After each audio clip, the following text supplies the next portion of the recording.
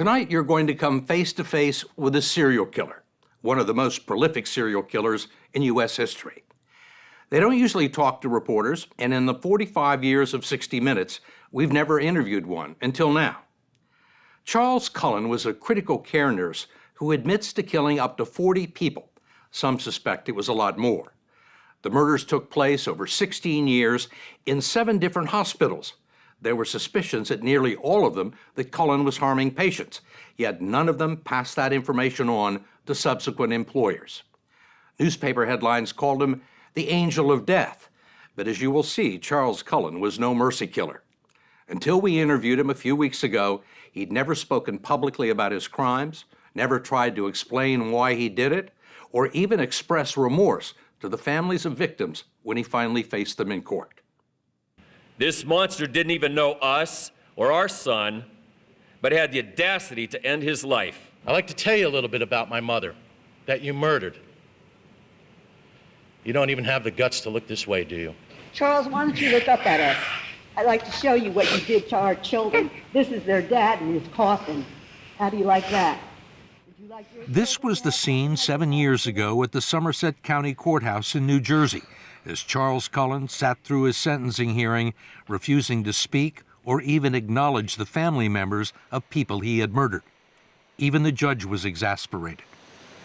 Mr. Cullen, I ask you a question. Why is it that you have chosen not to address the court?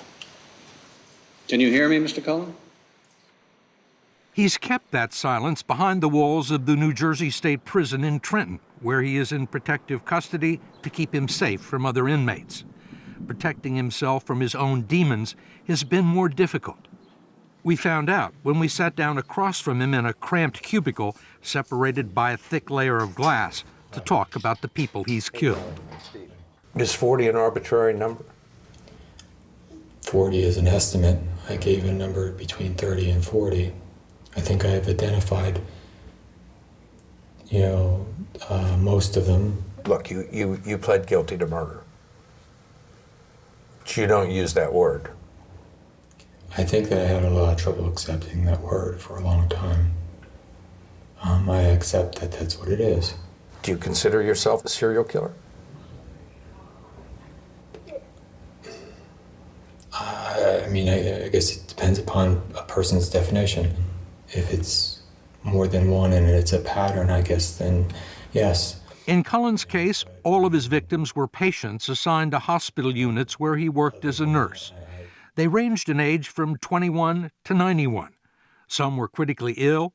Others were ready to be discharged when Cullen injected them with drugs that would kill them. It was a pattern that began 26 years ago at St. Barnabas Medical Center in Livingston, New Jersey, Cullen's very first nursing job. I worked on the burn unit, so, there was a lot of pain and a lot of suffering. And I didn't cope with that as well as I thought I would. And that was the first place that you gave someone medication that caused them to die? The patient was John Yengo, a judge from New Jersey who was suffering from a severe case of sunburn until Cullen injected him with a fatal overdose of lidocaine. Do you remember the person? I remember one, and that's the only person I've been able to identify. But there could have been more. St. Barnabas didn't know about the patient Cullen murdered, but it did suspect him of trying to kill or harm a half a dozen other patients by randomly and repeatedly poisoning bags of saline solution. Someone was spiking IV bags with insulin in the storeroom. Charles Graeber, a New York writer, as well as a former medical student and researcher, has spent 7 years investigating Cullen's murders for a new book called The Good Nurse. Graeber says a number of patients at St. Barnabas went into insulin shock and nearly died. He was the main suspect for poisoning random bags of saline. If you talk to the investigators there, they'll tell you, Cullen was our man, we knew he was dirty. They couldn't prove anything. It's all circumstantial. They fire him? He moved on. When Cullen left the hospital, the insulin overdoses stopped. At St. Barnabas, they could have had my license investigated and probably revoked at that point in time. Should they have? Should they have? Yes. But instead of ending Charles Cullen's nursing career, St. Barnabas marked the beginning of a 16-year killing spree. Cullen would work at 8 other hospitals and be suspected of harming patients at 6 of them. But those suspicions never reached subsequent employers, and Cullen continued to murder patients with virtually impunity. In 1993, prosecutors investigated Cullen for murdering 91-year-old Helen Dean. An autopsy tested for nearly 100 medications, but not the one Cullen used to kill her, a powerful drug called digoxin, or Dig for short. It was Cullen's first weapon of choice. Why did you like Dig? Dig, was a very powerful cardiac medication. What does it do to someone? In small amounts, it slows the heart rate down. In larger amounts, it can cause what's called complete heart block. And then the heart is very irregular. And, it can cause death. It does cause death in large amounts. It was also readily available in critical care units, and Cullen figured out ways to conceal his digoxin withdrawals from an automatic drug dispensary system called Pyxis, which required nurses to type in the name of the patient and the drug to be administered.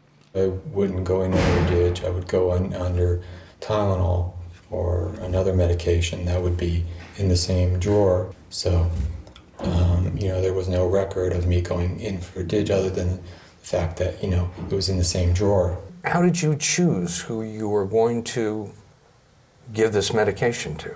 It's difficult for me to go back in time and think about what things were running through my mind at the time. Was it personal? No. Did you get pleasure out of it?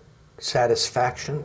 No, I thought that people weren't suffering anymore, so in a sense, I thought I was helping. Cullen suggested several times that his actions were merciful, but the evidence doesn't support it. 60-year-old Eleanor Stecker, an asthma patient, was recovering and in no pain when Cullen administered a fatal digoxin overdose. College student Michael Strenko, who suffered from an autoimmune disease, was recovering from what his parents called routine surgery to remove his spleen. My heart, it aches for my son. It bleeds for my son. We vividly remember Charles Cullen walking into the waiting room. He looked us right in the eye and stated how Michael was gravely ill and people don't make it. And my wife told Cullen, "That's enough. You could leave now." We're haunted by the memory of Charles Cullen coming to the waiting room to get our reaction. There were people that you caused to die who were not near death and not suffering that much.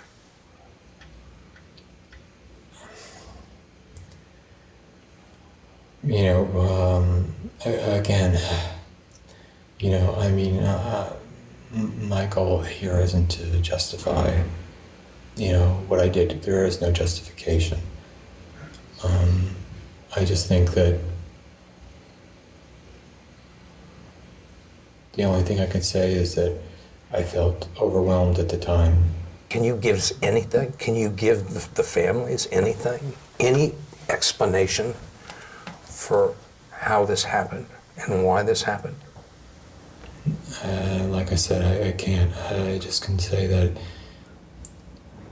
it was more or less, felt like I needed to do something.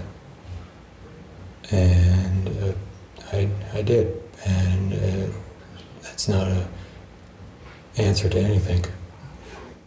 Charles Cullen was the youngest of 8 children and grew up poor on this street in West Orange, New Jersey, protected by his mother.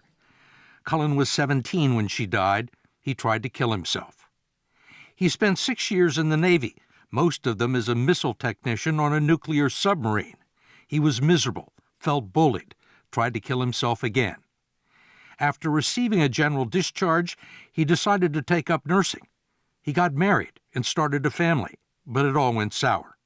A messy divorce, custody battles, bankruptcy, heavy drinking, more half-hearted suicide attempts, and trips to the psychiatric ward. That was Charles Cullen's state of mind when he was killing people, and on the night he finally confessed to the murders. I tried to kill myself throughout my life because I never really liked being who I was because I didn't think I was worthy of anything. It was never about anyone but Charlie Cullen. He did what he did because of his own needs, his own compulsions. Author Charles Graeber interviewed Cullen more than a dozen times for his book, and he remembers seeing words like paranoid, major depression, hostile, passive-aggressive, and antisocial on psychiatric reports. He sees himself as a victim, and as a victim, he's entitled to lash out in any way he wants to make things right, if that means killing patients. Anything justifies his victimhood. You said at one point that you thought it was about power and control. What do you mean? If the rest of his life was spinning out of control, if he was losing custody, if he was feeling depressed, if his love life was in the toilet, he could poison patients, he could save patients, he could make decisions. He had an arena in which he mattered and where his actions had definite consequence. Here you have a person who tried to kill himself at least 20 times, who was in and out of psych wards, and on some occasions walked right out of the psych ward and right into a job as a critical care nurse. Right, he actually took a call asking him back on shift from a psych ward. Why wouldn't the hospitals do some background checks? Well, partially because they weren't required to, and partially because there was a nursing shortage on. Charlie Cullen looked good. By the end of his career, he was a 16-year veteran. He had recommendations, and for a hospital to ask too much or say too much became a liability. You can't penalize a nurse for seeking counseling, for seeking treatment, for going to a rehab center successfully. And so, because of that, Charlie hid in those shadows. When Cullen was hired at St. Luke's University Hospital in Bethlehem, Pennsylvania, he'd been fired or forced to resign from 5 other hospitals, yet none of this was in his file with the state nursing board. By his own count, Cullen had already murdered 11 people, and he would kill at least 5 more at St. Luke's. Nurses were suspicious, there were rumors about his past, and Cullen was caught red-handed stealing lethal drugs. But instead of calling the police, St. Luke's brought in a lawyer to confront Cullen. Do you think that they knew what you were doing at St. Luke's? I think that they had a strong suspicion. Did you expect to get caught? Well, I think you can say I was caught at St. Barnabas and I was caught at St. Luke's. There's no reason that I should have been a practicing nurse after that. They offered you some kind of a deal? They said if you resign, we'll give you neutral references. And I decided to go with that. What is it about this system and about hospitals that no one went to the police? No one really wanted to find out what was going on. They gave you an opportunity to leave. I think because it's a matter of worrying about lawsuits. If they pointed out that there was a problem, we're going to be found liable for millions of dollars. So I guess they just saw it as a lot easier to not put themselves in a position of getting sued.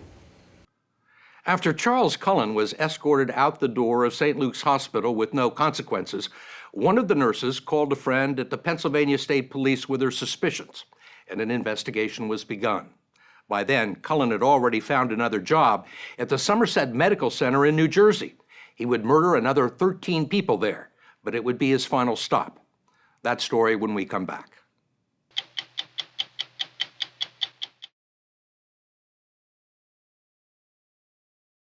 In September 2002, when Charles Cullen was hired as a critical care nurse at New Jersey's Somerset Medical Center, the hospital knew nothing about his dark past. It didn't know that he'd been fired or forced to resign at a half a dozen hospitals, or that he'd been investigated by authorities for harming patients. And there was no reason to suspect that Cullen had murdered 5 patients at his last job. He was able to move from hospital to hospital without so much as a bad reference.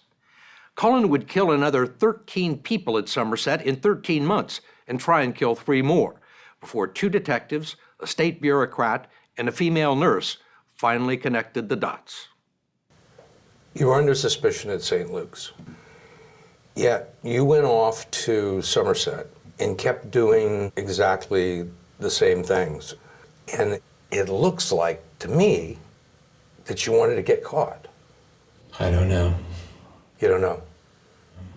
Because, you're right. I mean, I continued. But I was also careful. I was also deny any time anybody would have asked me. It was the suspicious death of a Roman Catholic priest named Florian Gall that set in motion the events that would eventually expose Charles Cullen. Reverend Gall had died unexpectedly overnight while recovering from pneumonia, and the hospital discovered high levels of the heart drug digoxin in his blood. It was the second unexplained overdose in 2 weeks. The blood levels were astronomical. They're way higher than you would ever shoot for by using the drug therapeutically. Dr. Stephen Marcus is the director of New Jersey's Poison Control Center. He heard about the digoxin overdoses when a pharmacist at Somerset called his office asking for help with some dosage calculations. The pharmacist also confided that 2 more patients in the same unit had turned up with abnormally high levels of insulin. What's going through your mind? My number 1, 2, and 3 thought was that there was something malicious going on in the institution. In July of 2003, Marcus set up an urgent conference call with the hospital's medical director, Dr. William Coors, and taped the conversation in which he told the hospital to notify the authorities. This is a police matter. What we're wrestling with is, throwing the whole institution into chaos versus, responsibility to, protect patients from further harm. And we have been trying to investigate this to get some more information before we made any kind of rush to, judgment. If there is somebody out there that is purposely doing this to individuals at your hospital, we have a legal obligation to report this. Okay. Somerset Medical Center would eventually notify authorities, but it would take them 3 long months. Do you know how many patients died between those? No, I don't know the number, but I do know that there were some patients that died in between that. Yes. 5. That we know of. But those 5 deaths I'll remember them the rest of my life. Sorry. They didn't have to happen. They should have been preventable, yes. It was October before Somerset County detectives Tim Braun and Daniel Baldwin finally met with hospital officials. They were told about a half a dozen incidents in the critical care unit. No one used the word homicide.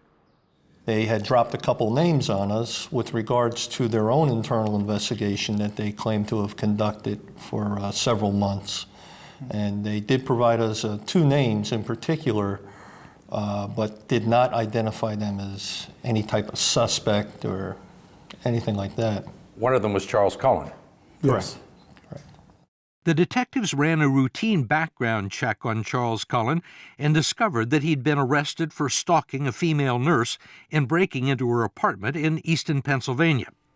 The file there also contained a post-it note saying that the Pennsylvania State Police had called just a few weeks earlier asking similar questions. Detective Baldwin called the trooper who made the inquiry and hit pay dirt. After speaking with the trooper, he informed me that his agency had conducted an investigation on Mr. Cullen with a suspicion that he was murdering patients in Pennsylvania as well. That he was using digoxin to murder patients. And you found this out with making 2 phone calls? Yes, basically. That was it. Do you think you had your man? Yes. Yes. But the detectives knew that proving it would be difficult. A number of law enforcement agencies had tried and failed. How helpful was the hospital in this investigation? How helpful was the hospital? They were very helpful by answering court-issued subpoenas. That was the extent of their cooperation. When the detectives asked to see computerized records from the automated drug dispensary in the critical care unit, they say the hospital told them that it wasn't possible because the drug dispensing machine only stored records for 30 days. They learned otherwise from the machine's manufacturer. They lied to you. Yes, they did. They didn't want to give you records that turned out to be crucial to your investigation. Yes, that's correct. You think they tried to obstruct your investigation? They didn't try to help it, that's for sure. When the detectives informed Somerset that Charles Cullen was the target of their investigation, the hospital fired him, not for harming patients, for lying on his job application. Did you get the sense at Somerset, for example, that any of your colleagues, any of the nurses, any of the doctors knew what was going on? No, I mean, until, the day I was fired, I mean, nobody gave me any indication that anybody was suspicious. I mean, the weird thing about Somerset Hospital is that they were planning on firing me the night before. So they let me work one more shift, knowing that they were going to fire me the next day. So they let me work an additional shift with the suspicion that I had harmed patients, which is kind of bizarre thing to do. Did you harm anybody that night? No. With Cullen gone and the medical center uncooperative, detectives Braun and Baldwin decided they needed an ally inside the hospital to help them gather evidence to make their case.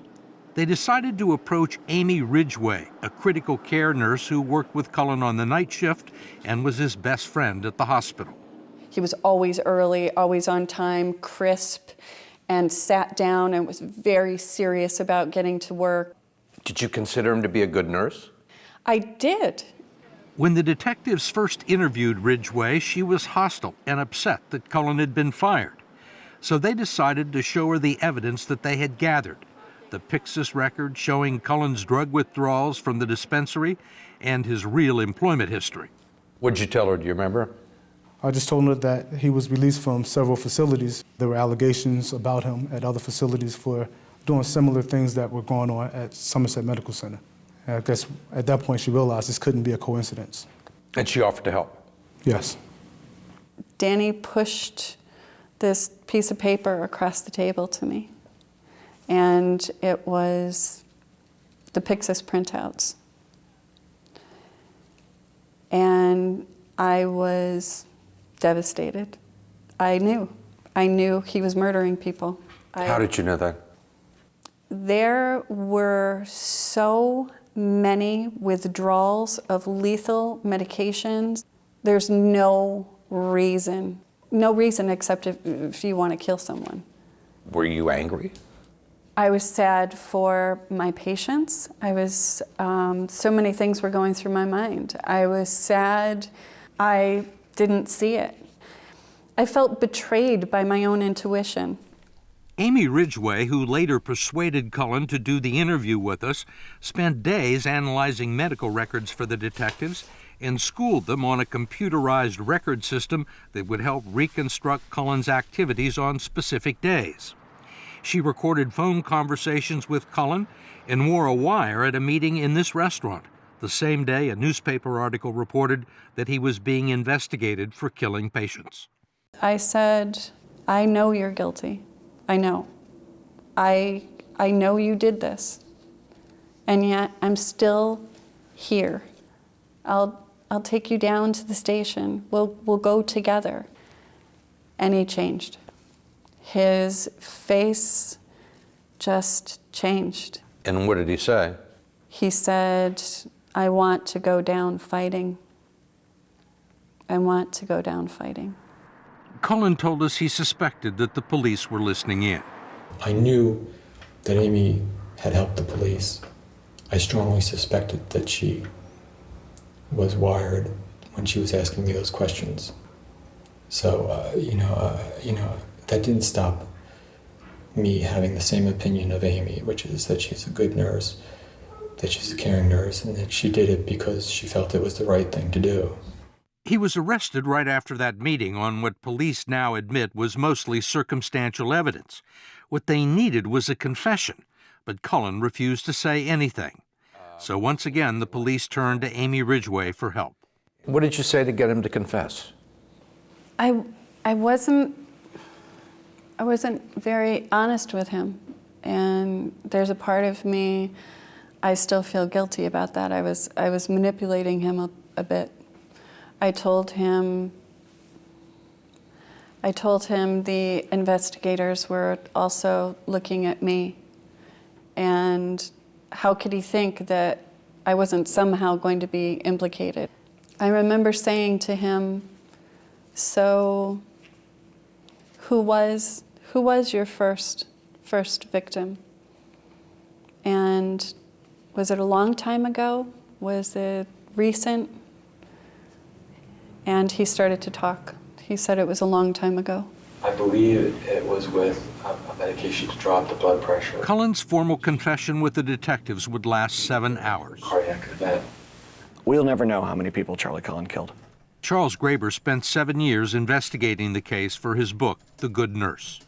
It's very difficult going back. There's no paperwork. There are no bodies to exhume. He's working over 16 years. In St. Barnabas alone, he later told investigators he was dosing 3 to 4 people a week. He didn't always know their outcomes. How many do you think? I would be very surprised, as would pretty much everyone I've spoken to with any knowledge of this case, if it was not in the hundreds, multiple hundreds. You've been in here a while. 9 years. You knew it was wrong Yes, I did. at the time. At the time and later. Are you sorry what you did? Yes. But like I said, I don't know if I would have stopped.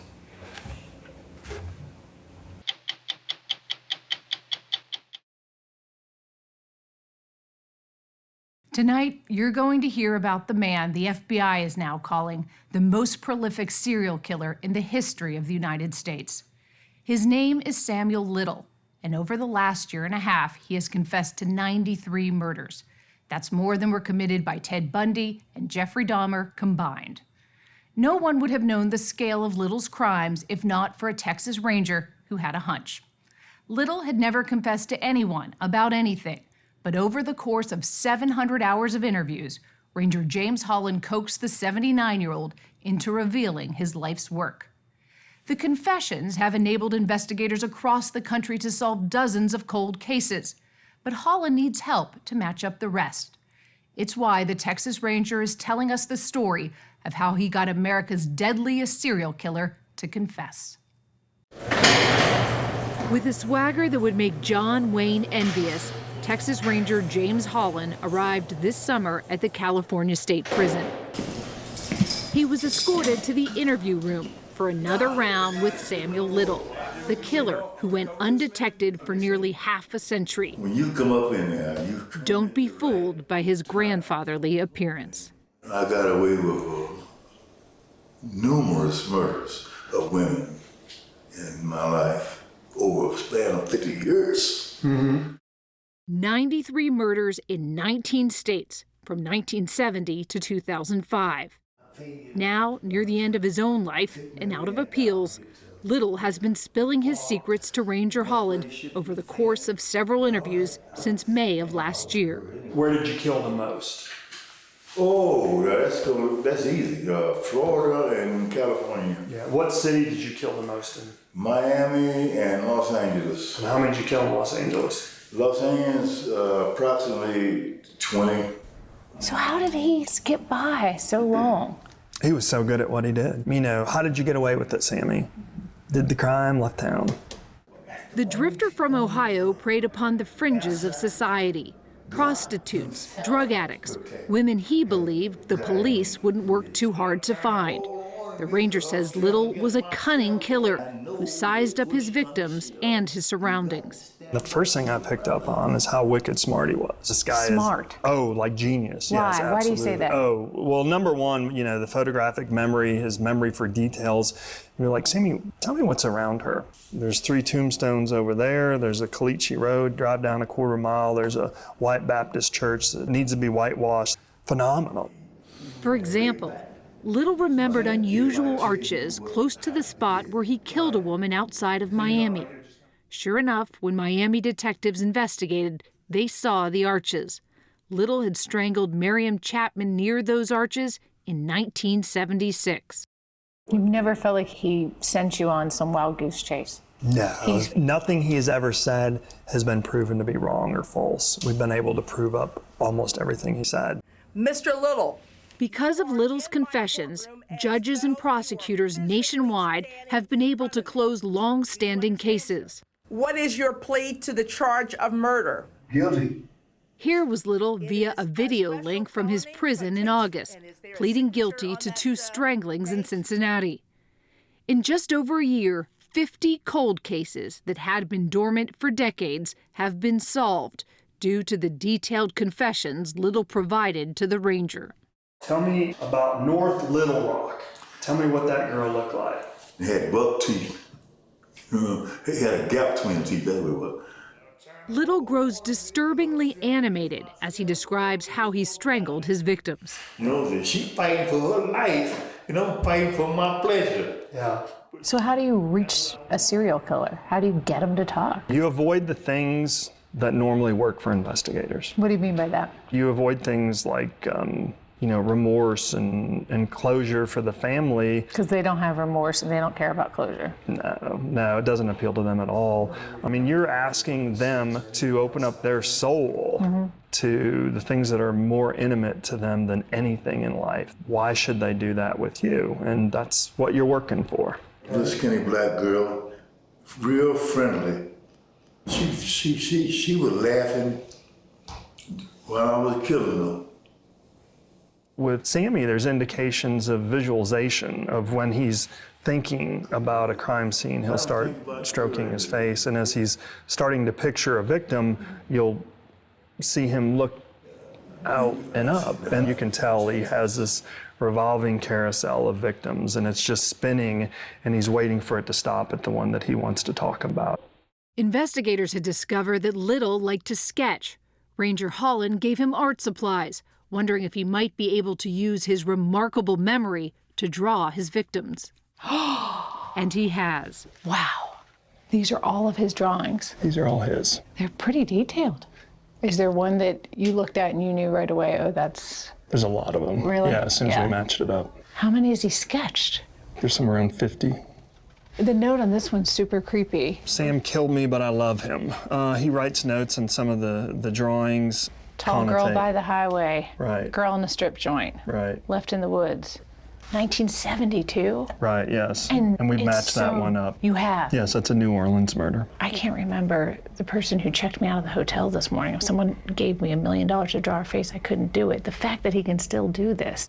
Right. He basically takes a photograph in his mind of exactly what he sees as he leaves them. A year and a half ago, Ranger Holland had never heard of Samuel Little. Little was rotting away in this prison at the edge of California's Mojave Desert, sentenced to 3 life terms in 2014 for strangling 3 women. In court, prosecutors had labeled Little a sexual predator. He denied everything and was defiant to the end. But the FBI noted that Little had somehow skirted charges for violent crimes year after year in state after state in places where women disappeared, including Texas. That drew the interest of Ranger James Holland, a skilled interviewer who says he's convinced dozens of killers to confess during his career. Typically when people want you involved in a case, they want you there because why? Virtually every single case that I ever deal with, there's no DNA evidence, there's no forensics, there's no nothing. And there was nothing linking Samuel Little to additional murders, just suspicions. The Ranger was intrigued by a cold case in Odessa, Texas. Denise Brothers was a prostitute working on the wrong side of town. Then she went missing in 1994. We looked everywhere. Her son Damien remembers driving around Odessa with his grandparents looking for her. A month later, Denise Brothers' body was found at the back of an abandoned parking lot, dumped in brush. We're asked to come down and look at the body. You had to do that? Yeah. How old were you? 14. That sticks with you. Yeah. For 24 years, Damien didn't know who killed his mother or why. Ranger Holland learned Denise Brothers had been strangled and that Samuel Little was in West Texas at the time. Did Sammy do it? I don't know, but I felt like there was a reasonable probability that he did it. To find out if his instinct was right, the Ranger went to California last year to interview Little, who had always been hostile to law enforcement. Did I believe he was going to confess. Complete arrogance on my part, absolutely. And for the first couple minutes, it really was going quite poorly. Oh, horrible. He's raging. Oh, yes. Little vented in the interview room for 30 minutes that he had been wrongly depicted as a rapist.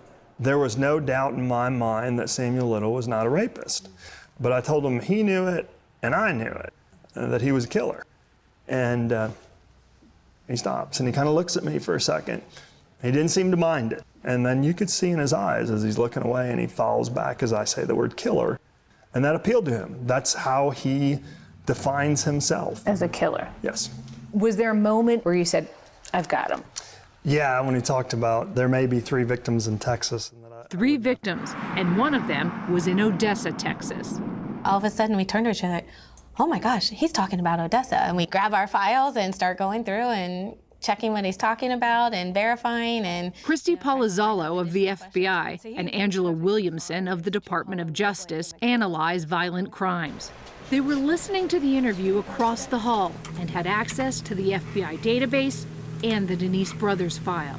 You've got the photos of the crime scene in front of you. Did it match up right away? Oh, yes. Yeah. And he had details. Yes. That hadn't been Extreme reported. details. Like what? In Denise's case, you remember that she wore a denture. The autopsy confirmed Brothers did wear a denture. All the details matched. Samuel Little had killed Denise Brothers. Ranger Holland knew he was on to something big. He schemed to have Little extradited to Texas for a few months so he could talk to him around the clock and extract more confessions. I would think Texas, with the death penalty, is the last place a killer like Samuel Little wants to go. You know, basically what I told him was, I can go to the district attorney and I can ask him to take the death penalty off the table. And I believe that he will do that. Which was especially brazen since Ranger Holland had never met the district attorney in Odessa, Bobby Bland. And he said, I'd like a letter from you on your letterhead saying that you would waive the death penalty. And I said, well, you know, that's a pretty tall order just to do blindly. So why? Why did you do it? There's a greater good. The strange ranger that was calling me from California telling me he had a serial killer. I put my faith in him. The next morning, the letter waiving the death penalty was in Samuel Little's hands.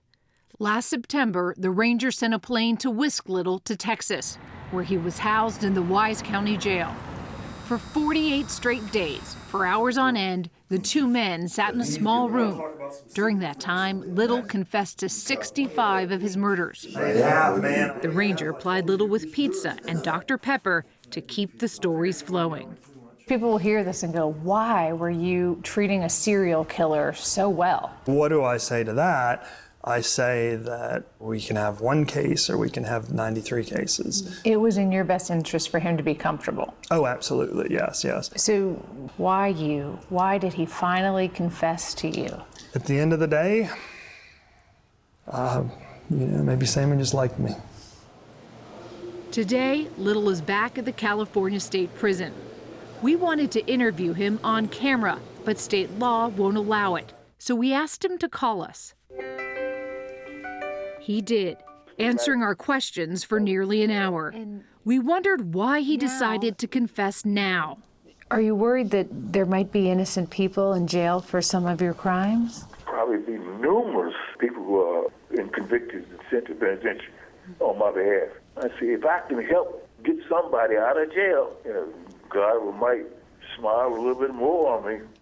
For most of our call, Little spoke of his victims. They were broke and homeless, and they walked right into my spider web.